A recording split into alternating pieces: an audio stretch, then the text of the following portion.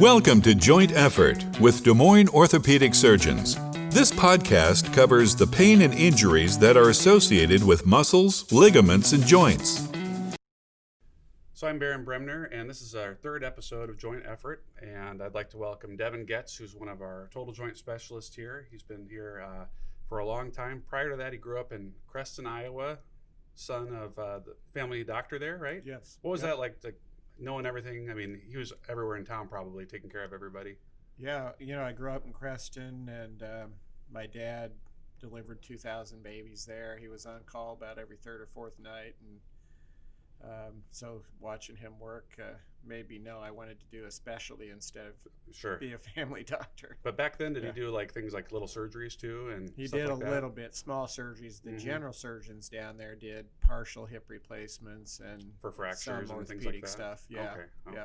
Yeah. Then you went to the University of Iowa. Yep. And you did your undergrad there. And so I did 4 years of undergrad at the University of Iowa in animal biology, and then 4 years of medical school at the University of Iowa. Okay. And then 5 years of orthopedics at the University of Iowa. Okay. You may not know this, but I think we have something in common. I went to Cornell College, but I think we were both intramural wrestling champs our freshman year, right? I was. I was too. More than freshman year. I thought you then joined the team. Well, after I won the intramurals my freshman year at 125 pounds, they all three of their 118-pound wrestlers at Iowa got injured all at once. Dan Glenn was one of them then? Dan Glenn was the starter. Okay. He was three-time All-American? Yep. And because they were all injured, Coach Gable asked me to come out onto the team for the Iowa State meet. And so I was weighing about 132 pounds, and it was Monday, and he said, "Can you get down to 118 by Saturday?" And I said, "Yeah." And he just looked at me and turned around and said, "Come to practice tomorrow." So you hadn't been in practice before that? No.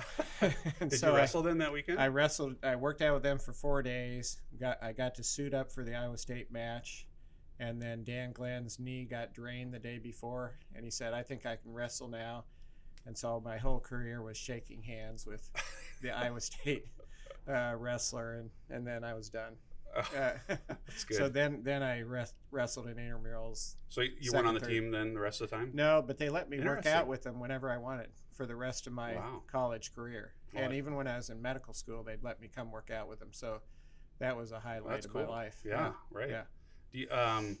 So then you trained at Harvard for total joint replacements, which is some consider the leading joint replacement place in the world, but really you and I know it's Mayo Clinic is the leading joint replacement. Yeah, where you trained. Yeah, that's right. Yeah. So, well, today what we're going to talk about is not exactly like hip and knee replacements and how they function and what it's like to have surgery, but it's more the basics of the metals and the plastics and what has happened in the last 40 and 50 years. We want to talk about that. The audience today is, it could be patients, it could be a medical student, it could be some family practice doctors. We'll try and keep it approachable, but still a little more in depth than maybe some people have thought about the metal and plastic knees, etc. Okay. And then one thing that the audience will need to know is that sometimes we refer to these as replacements and sometimes arthroplasty, and they're the same term really. We just sometimes use the parlance that we're used to, which is arthroplasty, so don't be thrown off by that. So can you take me back before your time, before joints were done in Iowa? What was going on? Like in 1950, somebody has a worn out hip or knee.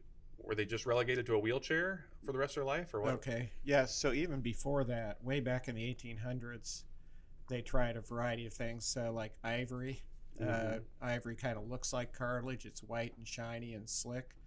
And so a variety of different surgeons back then, before we even had sterile technique or antibiotics, tried putting ivory into people's joints, and it worked terribly. It didn't work. 1950s. Glass, I remember glass they tried too, or acrylic. Yep. They tried glass cups over the hip. They tried a Teflon. They tried acrylic. How about pig fasciolata? So they used pig tissue. Yep, allograft tissues, which means tissues coming from someone else or something else. Xenografts from animals. They tried that too, and all those things were terrible.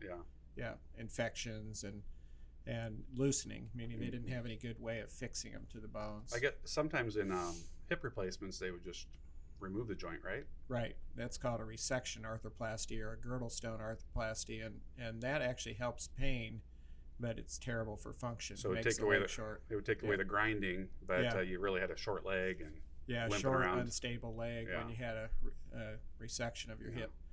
And then in 1950s, they had some hinge knee joints. Waldius was one of them. So just like a hinge with a pin in it that held the two pieces together. And correct, yeah. Okay. And the problem with those is they're bulky and they didn't have good fixation methods to secure them to the bone. How did they secure them to the bone? They just made a hole and then tried to press fit them into bone back then. That was before they had bone cement, which we'll talk about in a minute. Yeah. And then for hips, they had those things we talked about earlier, like cup arthroplasties, which is, the glass or the metal cups that just went over the ball of the hip. Yeah, and a glass hip doesn't sound like it would work very well. It might shatter. Not very durable. Yeah. And then in the 60s, a guy named Sir John Charnley from England, came up with a couple things. One was a hip prosthesis that was stainless steel against a plastic liner, and he called it low friction arthroplasty, and that worked pretty well. And he also figured out how to use bone cement or methyl methacrylate, which is like plexiglass, and you can mix it a powder with a liquid, and then that will get hard over time so that you could grout the prosthesis into the bone. They've been using that in dental implants before that time. Correct. And he figured that out. Okay. Yep. And so he followed after the dentist, and it worked out pretty well. And that worked so well that it then inspired people to come up with total knee replacements also that use cement. Okay. But the good quality total knees followed the good quality total hips. Okay. I remember reading that the balls were for the hips. Our normal balls are a few inches wide. These balls were very small that he was using, right? Right. So your hip, a normal ball might be 45 millimeters or a couple inches in diameter, and these were 22 millimeters, so less than half. An inch, yeah. And that's for the friction to be low, correct? Right. So the smaller the head against the old type of plastic, the less friction you had and the less wear of the plastic. So when, really briefly, when did that start happening in the U.S. or in Iowa even? Yeah, Iowa's really interesting because a guy who's our former partner, who Barron and I have both done lots of research with, named Dick Johnston, was the first one to have the authorization to use methyl methacrylate in Iowa. And so he was one of the first guys in the whole U.S. to do total hip replacement using the Charnley prosthesis. And so we've got a publication, for example, looking at his first 300 hip replacements that are now more than 45 years out from surgery. Yeah. It's pretty neat that all that was taking place right in the Midwest. Right. So then, let's say we go through the 70s, 80s. There was a lot of different shifts in designs and different coatings and textures and things to get the correct geometry of the implants and to get the correct fixation. In the 90s, you started to see some changes too, like with cement techniques and maybe uncemented implants. Can you tell us about that? Yeah, so let's just talk about hips, for example. If you look at the hip replacement, after Johnston's work and then the guy I trained with at Harvard named Bill Harris, both of those guys were leaders in cement technique. And they went through these generations, first, second, third generation cement techniques, where you found better and better ways to make the cement high quality, like getting the air out of it with vacuum mixing or a centrifuge, how you injected it into the bone under pressure. All of those things led to the third generation technique, which was the best. But the cement did have a limit in how long it could last. It's going to eventually fail with enough steps that the patient takes. And so there was, like that study I talked about earlier, at 45 years after Dick Johnston's hip replacement, 2/3 of them were still good. But we wanted to do better. We wanted to be able to have hip replacements that could last young people the rest of their life, so people could have them when they're 40 and 50, and that led to uncemented hip replacements. Okay. And to do uncemented, they had to change the metal because stainless steel and chromium cobalt, which are cemented types of metals, don't bond to the bone well. So that led to chromium cobalt with porous coating on it, and it led to titanium. And it turns out titanium bonds to the bone the And best. titanium's got good flexibility, somewhat like bone. Correct. So it's a little bit more of a better material to go along with match bone. with bone. The stiffer the metal, the more stress there is at the. So, like for a hip replacement, there's a stem that goes into the bone, titanium usually, right? Yep. Uncemented. There's a ball of some kind, which we'll talk about in a second. What's the cup made of on the metal cup that goes into the socket? So most cups now are uncemented, and the vast majority are made out of titanium. Okay. And that has a porous surface on it. The pores are a specific size, like 300 microns in diameter, so that the bone is interested in growing into it. Right. And yeah. Then what we talk about is bearing couples or bearing surfaces are the ball and for a hip, for at least is a ball and a socket. Correct. And the typical ball and socket, like you said, was a metal ball with a plastic socket. Correct. And tell us what they did about plastics to make such a big difference in the last 10, 20 years. Yeah, so the plastic we're talking about is polyethylene. And it started out as they were using what's called HDP, or high density polyethylene. Keep it simple. So we don't. Yeah, and so they've improved that by in a whole bunch of ways. They improved the plastic by the way they prepared it with sterilization. They sterilize it in a non-air environment, so there's no oxygen. Because the air used to make free radicals in the oxygen, and it would cause problems. You're getting... Oh, sorry. Everyone knows what free radicals are, right? That's right. Sorry. Yeah. So oxidization is what you're talking about. So if the plastic oxidizes, then it cracks and fails. And so by getting rid of the oxygen when you sterilize it, that made the plastic last longer. And then they've done another thing called cross-linking, and you can do that in a variety of ways. One of them was with radiation of different types, and that makes it tougher too. It makes it more durable. And so the stuff we have now is 10 times more durable than what Dr. Johnston used in 1960. And like I said, 2/3 of those lasted 45 years. So we're hoping the plastics we're doing now can last a young person their whole life. That's what we're hoping. And a nice thing about the cross-linked plastic too is that because it wears so much better, we can get away with larger heads and have less dislocations or the ball coming out of the socket, at least in the hip. Do you think the jury's out still on these for the new plastic, or do you think the new plastic is better? I do. I mean, I think it's going to turn out to be better, but the follow-up is only in the 5 to 10 to 15 year range on the. But we know, definitely for hips, the new plastic has made a huge difference. Yeah, absolutely. Yeah, and for there were some other things, old ceramics, metal on metal hips people have talked about, but now just briefly tell me about ceramic balls, metal balls, that sort of thing. Yeah, so the two types of bearing surfaces that are used predominantly in total hip replacement are metal on plastic, metal on polyethylene, or ceramic on polyethylene. And the advantage of ceramic is that it reduces the wear by about 1/3. Ceramic can be polished even smoother to a microscopic level than metal.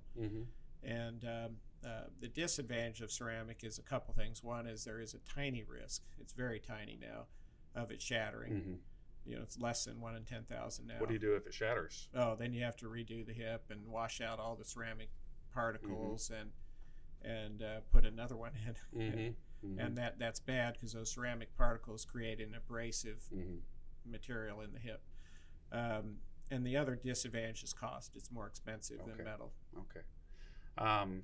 So humans walk, more than this now, but at least 5 million cycles or steps a year, right? Correct, yeah. And so what, not talking about like infections and things like that can happen rarely, but what are the modes of failure of the hip and knee replacements? Regarding wear or loosening, really, how does that happen? At least in the past, the primary mode of failure was wear, meaning plastic particles being shredded off the plastic and then released into the joint.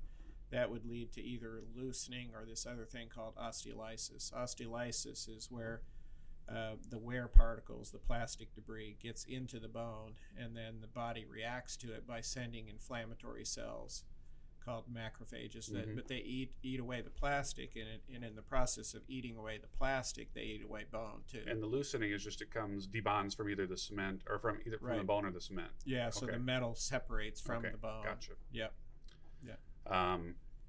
So what do you think is better now? Let's shift to total knee replacements. What do you think is better about your total knee replacement now compared to 10 years ago? And you can talk about metallurgy or plastics or design or anything like that. What's changed in the last 10 years for you? Yeah, there's a number of things. One is the quality of the plastic, like we talked about earlier. It's made more cross-linked, so it's more durable, and that does have the downside of making it mechanically not as good, even though it's better against abrasion and direct contact. It's not quite as good in terms of cracking, theoretically, but early studies suggest that it's going to be better in every way. So the plastic should be better. The shapes of the implants are better too. There's been able to use all these different techniques to create the implants so that they match the way the knee moves better than in the past. They use these biomechanical techniques, like a thing called finite element modeling, where a computer can figure out how the implant should be shaped. They have a lot more options for sizes too now, right? Yeah, you used to have 4 or 5 sizes. Now you might have 10. And if you 12. put in a big one in a lady, she might not. It might clunk. They can make narrow ones that fit women's bone, and wider ones that fit men's bone, And the cement is similar to 10 years ago, or something? Cement's probably better too. Okay. Not as many advances in cement, because it was pretty good even in the past, but the way it's prepared is better, and there's more variety in how long it lasts and how easy it is to work with. Good. What do you tell? Everyone's got the internet, and there's advertising. In the U.S., the equipment manufacturers can advertise. Not all countries can they do that, but and so they can really say whatever they want online or in mailers, et cetera, to our patients. What do you say to a patient who brings in like an ad and says, "I've seen this implant and I want this because I know it's supposed to last better than all the other implants"? Right. Yeah. What do you say about that sort of scenario? The first thing I tell them is that what I do for myself or my family member is pick the surgeon, and then when my parents have had joint replacements, or my friends have had joints, when they're going to have surgery, I tell them, you pick the surgeon, and then let him tell you what's the best.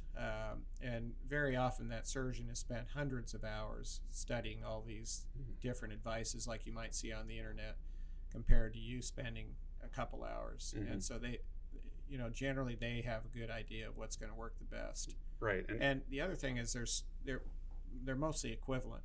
I mean, almost every company has a great implant now. And so there's a lot to be said for what the surgeon is used to using. Right. And that's, so that's when you'll get into trouble, I think, a little bit, is if you make a surgeon use something they're not familiar with. Maybe they don't know the nuances of it, just because your friend had it done or whatever. They're all, like you said, they're all good. There's like a Chevy, a Ford. There's not a Lamborghini. If there was one good implant and there's much better than the rest of them, we would all gravitate towards that. Right. It'd be like me going to Tiger Woods and saying, "Hey, Tiger, I want you to use this golf club." Right. Sorry. Right. What do you see in the future? Maybe not 50 years, but what do you see in the next 15 years that can make the longevity more? And you can talk about anything here if you want. So total knee replacement, I think, is heading toward uncemented. Total hip is almost universally uncemented. 99% of total hips done in this country are completely uncemented, so they bond to the bone for permanent fixation.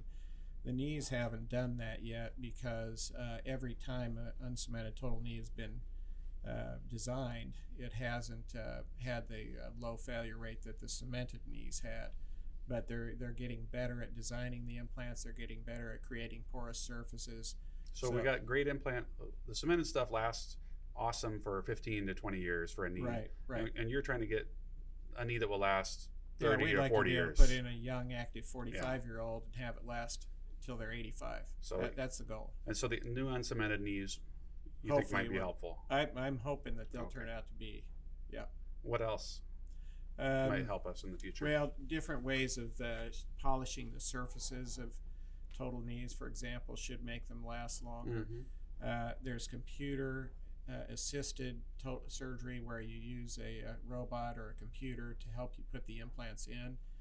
It's actually been shown to be helpful for partial knee replacements and not clearly better for total knee replacements in a number of studies. So maybe that someday will prove to make us better. And then a whole bunch of things with safety of the surgery, like right now we used to give a transfusion to about 25, 30, 45% of blood. Yeah, to about 25 to 50% of total knee patients. Now we give it to less than 1% because we have a drug that we give before and after the surgery that makes the blood clot in a good way and not clot in your veins and cause a blood clot. So there are a lot of medical advances, a lot of anesthesia advances, things like that can help rapid recovery and help take care of infections and things like that. Like you said, using a computer to navigate things or a robot to help you can be helpful to make things more precise, but in some studies it's shown not to make a difference in certain types of scenarios. And you mentioned infection. That would be probably one of our biggest, maybe our biggest problem in joint replacement now is the fact that maybe 1 in every 200 will get an infection. Pretty low rate, primarily in people that have health problems like diabetes. We'd like to be able to do knee replacements in people that are immunocompromised, like they've had a liver or kidney transplant, people that have cancer, people that have bad diabetes. We'd like to be able to do joint replacement in those patients too and not have them get an infection. And in the future, I think we're going to have implants, maybe they'll call them smart implants or something that can actually fight infection. They might elute out antibiotics or antibodies or something like that. Oh, that'd be great. Well, certainly, I know that I could talk to you about tribology, which is like the bearing surfaces and what everything, the modulus of elasticity and all these technical things for hours. You know a ton about this. I think we scratched the surface pretty well on this for our listeners and our viewers. And I really appreciate you coming in to talk to us on joint effort. And this is our third podcast, and we'll be doing a lot more. All right. Thank you very much.